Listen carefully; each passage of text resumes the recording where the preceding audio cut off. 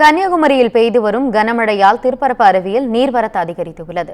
இதனால் சுற்றுலா பயணிகள் அருவியில் குளிக்க தடை விதிக்கப்பட்டுள்ளது. கூடுதல் விவரங்களை செய்தியாளர் பிரின்ஸ் வழங்க கேட்கலாம். வணக்கம் பிரின்ஸ், உங்களுடைய கூடுதல் விவரங்களை சொல்லுங்க. கன்னியாகுமரி மாவட்டத்தில் கடந்த 2 தினங்களாக பரவலாக மழை பெய்து வருகிறது. இந்த மழை காரணமாக பேச்சிப்பாறை மற்றும் பெருஞ்சாணி அணைகளுக்கு நீர்வரத்து அதிகரித்துள்ளது. தொடர்ந்து மலையோர பகுதிகளில் இன்று காலையும் மழை பெய்து வருகிறது. இதனிடையே அணையின் நீர்மட்டமானது முழு கொள்ளளவை எட்டி வந்த நிலையில் அணையில் இருந்து பாதுகாப்பு கருதி 500 கன அடி உபரி நீர் திறந்துவிட மாவட்ட ஆட்சியர் ஸ்ரீதர் நேற்று இரவு உத்தரவிட்டார். இதையடுத்து நேற்று இரவு 10 மணி அளவில் பேச்சிப்பாறை அணையிலிருந்து 500 கன அடி உபரி நீர் திறக்கப்பட்டது.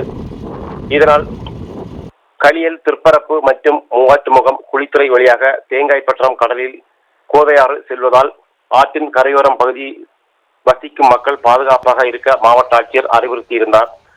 இதனிடையே சுற்றுலா பயணிகள் நீர்நிலைகளுக்கு அருகாமல் செல்லக்கூடாது எனவும் உத்தரவு பிறப்பிக்கப்பட்டுள்ளது. இந்த நிலையில் கோதையாற்றில் ஏற்பட்டுள்ள வெள்ளப்பெருக்கு காரணமாக திருப்பரப்பு அருவியிலும் வெள்ளப்பெருக்கு ஏற்பட்டுள்ளது.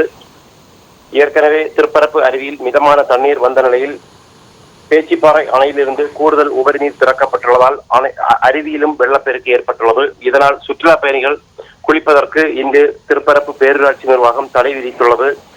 அருவியில் தண்ணீரின் அளவு குறைந்தால் மீண்டும் சுற்றுலா பயணிகளுக்கு குளிக்க அனுமதி வழங்கப்படும் என்று பேரூராட்சி நிர்வாகம் சார்பில் தெரிவிக்கப்பட்டுள்ளது. மாவட்டத்தில் மழையின் அளவை பொறுத்து அருவியில் தண்ணீர் வரத்து காணப்படும். எனவே சுற்றுலா பயணிகள் இன்று காலை குளிப்பதற்கு அனுமதி வழங்கப்படவில்லை. உங்களுடைய கூடுதல் விவரங்களுக்கு நன்றி பிரின்ஸ்.